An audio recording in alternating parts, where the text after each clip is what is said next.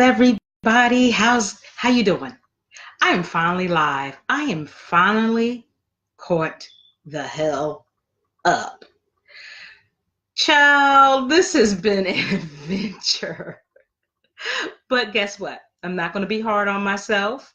I'm not going to be my own worst enemy. I am just going to say I am blessed. I am fortunate that I am finally caught up, and I'm caught up as far as today. So welcome, everybody. Peace and blessings. Welcome, everybody, to Aisha Speaks Jade podcast, where I am none other than Aisha, also known as Jade. What's going on, everybody around the world? And of course, I am Aisha, known as Jade, hashtag researcher. And make sure that you guys, RESPECT. You have to make sure that you put respect on this podcast and on my name and on me, because if not, you can't be here. You just can't. That's just how I want it. So today I spoke a lot about well-being and self-care in previous audios that I did earlier. So I talked about tips on well-being, being kind to yourself, as well as being kind to others, giving, gratitude, you name it, self-care, you name it, I spoke about it. So, because honestly, it all coincides with each other when it comes to yourself. I mean, I know for me, my mental, my physical, and my spirituality has to coincide, because if one is off, they all are off. And guess what? I'm not a happy person at all. I go into, my mental health being unstable, my physical being unstable. I'm burnt out. I'm tired. My moods, my anger, my frustrations, my everything, the whole package. And I'm sure a lot of you guys and ladies can relate to this, except for ladies, we're a little bit more transparent. Men tend to hold it in, or if they show it in a like this weird kind of different way.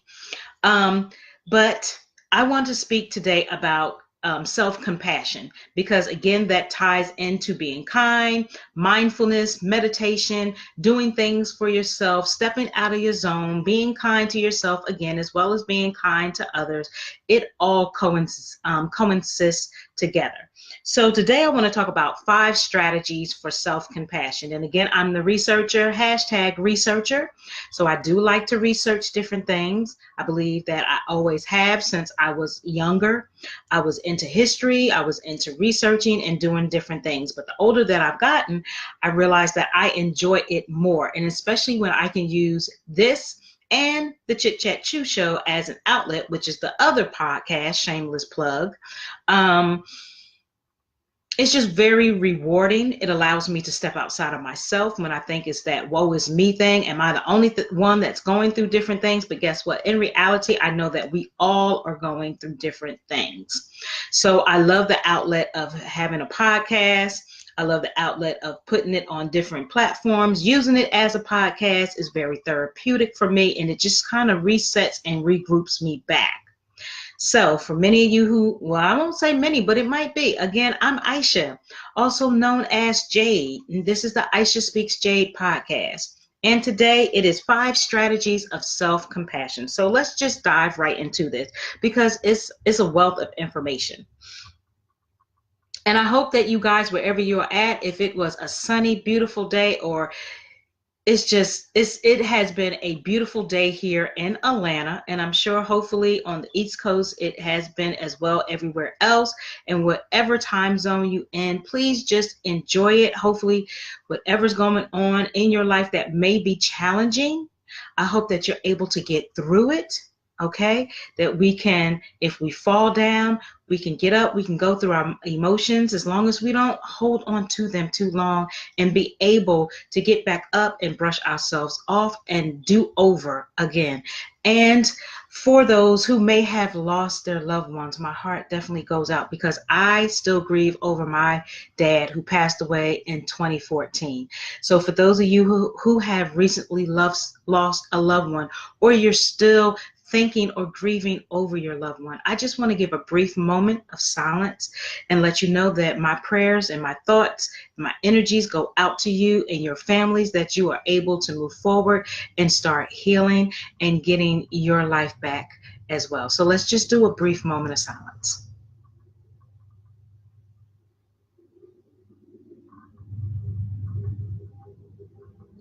Ashe. So again, we are speaking about 5 strategies of self-compassion.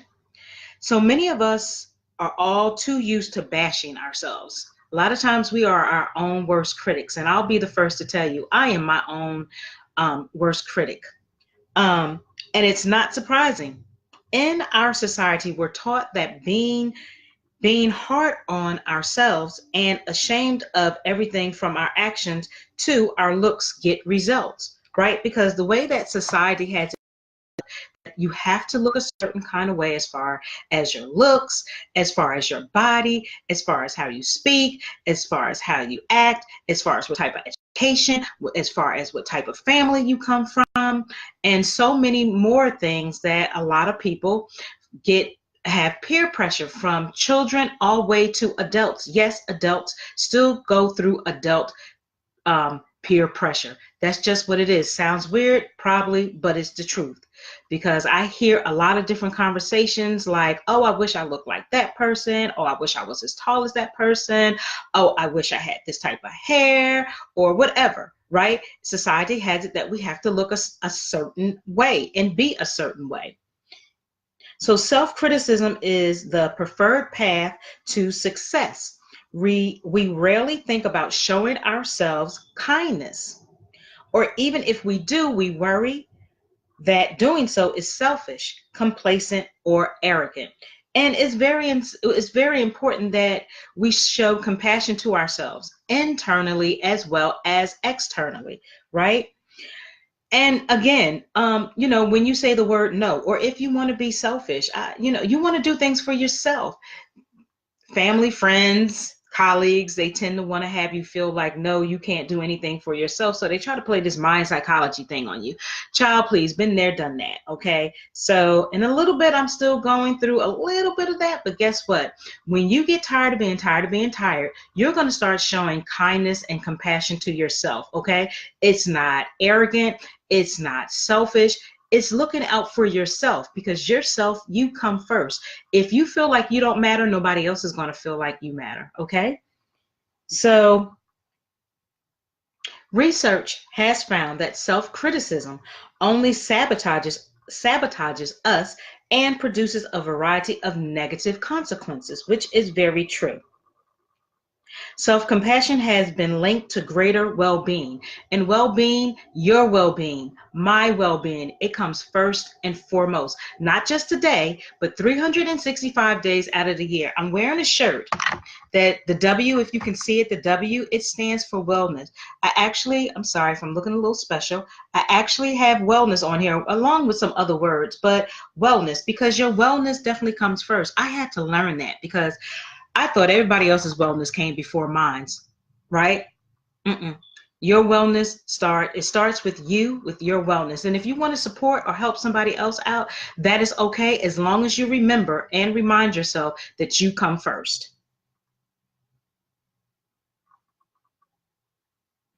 So, self-compassion has been linked again to greater well-being. Hi, Stephanie. What's going on, girl? Including diminished anxiety and depression, better emotional coping skills, and compassion for others, right? So when you're not taking care of yourself, what happens?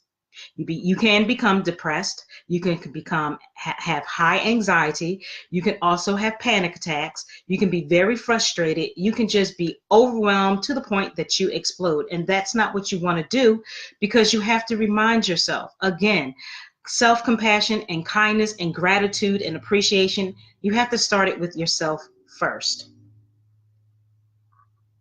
So we're going to talk about 3 different components of self-compassion, which is self-kindness, being kind, gentle, and understanding with yourself when you're suffering. Again, self-kindness is being kind, gentle, and understanding with yourself when you're suffering.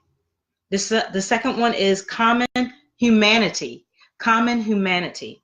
Realizing that you're not alone in your struggles. When we're struggling, we tend to feel especially isolated. I'm guilty of it. It's not even about being guilty. It's that a lot of times I do feel isolated. Like today, I felt isolated. It is what it is. My mental health, my mental wealth, my well-being is so important, but today I felt a little isolated. But tomorrow is going to be a different day, and I'm going to make a determination that I get out and I enjoy this weather. So I've enjoyed the sun, but I just didn't go anywhere. But yes, you can tend to feel isolated. We think we're the only ones to experience loss, make mistakes, feel rejected, or fail. But it's these very struggles that are a part of our shared experiences as humans. And the next one is mindfulness. I've been talking about mindfulness a lot. So maybe you guys, you might want to try it. There's different varieties of mindfulness. I know I've tried it. There was one that I wasn't particularly comfortable with which was sitting. But again, there's different styles of sitting mindfulness. I particularly enjoyed the walking mindfulness, which was very fun. It like I got some exercise, but it also was helpful just kind of walking. So the walking mindfulness was a big A for me. So let's talk about some myths about self-compassion, okay? Because beating ourselves up is so entrenched in our society, right? There go that peer pressure again, beating ourselves up, saying that we got to be some kind of way, according to society, or we're self-beating ourselves up because we're just not happy with ourselves and our lives.